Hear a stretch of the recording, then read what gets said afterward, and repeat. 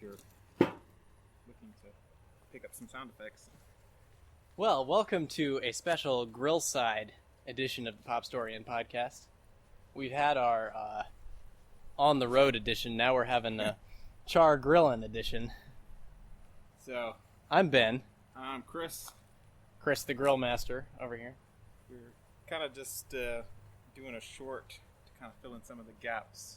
Yeah, so in between our longer episodes, we thought we'd do just a quick recommendation episode where we talk about something we've watched recently and recommend it. It doesn't have to be just we watched. I don't know what you're reading at the moment. So. Oh, yeah, we can read and listen to and all sorts of things. Yeah, so all kinds of pop culture and history related stuff. Right. So for this first one, do you want me to go first, or you want? Yes, to go you go first. So I want to talk about a movie that I watched the other day called Mighty Joe Young. Mighty Joe Young comes out in 1949, and it's one of the first professional appearances of Ray Harryhausen. I thought he worked on King Kong. I don't think so. I don't think. Okay. Pretty sure it's Willis O'Brien that was the Willis O'Brien mastermind did that one. behind. Shows you how much I know about stop motion. Yeah, well, I have a lot to learn as well. But yeah, so that's one of the reasons I was exploring this film. I'd never seen the 1949 original. They remade it in 1998 with more animatronics and such like. But it's a very good film. I recommend you check it out. The visual effects have progressed a lot from the original King Kong. So if you've seen the original Kong, this will take you somewhat by surprise. There's a lot of, they use rear projection, which is a technique before green screen of, just taking footage and projecting it onto a piece of glass to make it look like the audience is there, or that the stop motion creature is in the same room as the characters. Okay. Used really innovatively. Yeah. To create layers of actors and then the stop motion world, and it all kind of blends seamlessly together. So really interesting stuff. I've been reading a book called Blood Meridian.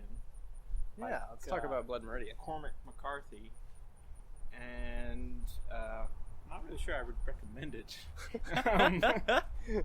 That's an established canon in the Western literary circles. Kind of going along with our current series, but it's just, I don't know. I was talking to Ben earlier, and he said it's kind of a stream of consciousness. I like the way he put that. Yeah.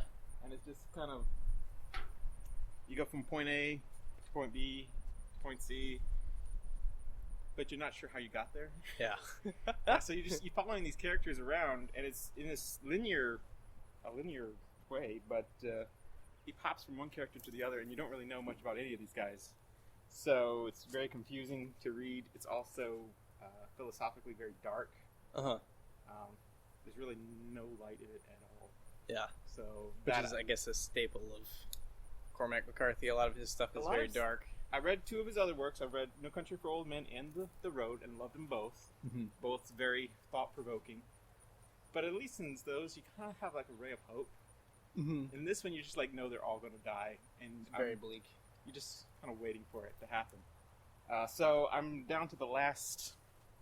I'm actually still in the middle of it. I'm down to the last 50 pages, actually less than that. And I was very excited to get into it because I've kind of been a Cormac McCarthy fan since reading No Country for Old Men. But I'm pretty excited to get out of it and move on to something else. So that's so not exactly a recommendation. Not exactly a recommendation. More of a reflection. But Ben said it is kind of a canon, so I guess in that sense, I recommend you read it for yourself and kind of make your own opinions on it. And it sounds like you would definitely recommend reading McCarthy in general. I do. I think he's very thought-provoking in his works, and really well written in anything he does. Anything I've read any of his. But I do recommend. I would recommend McCarthy. Cool. Well, that's our Pop Storian Minisode for this week. Stay tuned. We're going to have more of these Minisodes, hopefully on a regular basis. And in between those, we'll do our big regular episodes, continuing our series Westerns by the Decade. Next week we have, or next time on those, we have Destry rides again, which we're both looking forward to. We are. Now that we found out the library has a copy. We can actually watch it. Otherwise, I have to go call my parents and see if they can send me a copy. Borrow a copy. So don't forget to tweet us at PopStorian if you enjoy the show.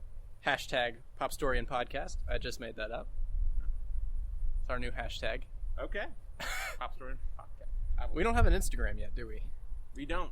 No, We're just I've got an Instagram, and I think you have an Instagram. Yeah, personally. For personal use. But you can find us on Facebook, PopStorian on there. And you can email us, popstorian@gmail.com. So let us know what you think of the show. Let us know what your recommendations are, or if you've watched Mighty Joe Young, any version, or if you've read Blood Meridian. Tell us what you think. And we'd love to hear from you.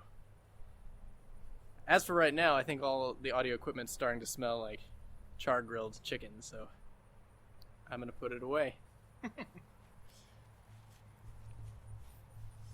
We'll use it for our new Instagram.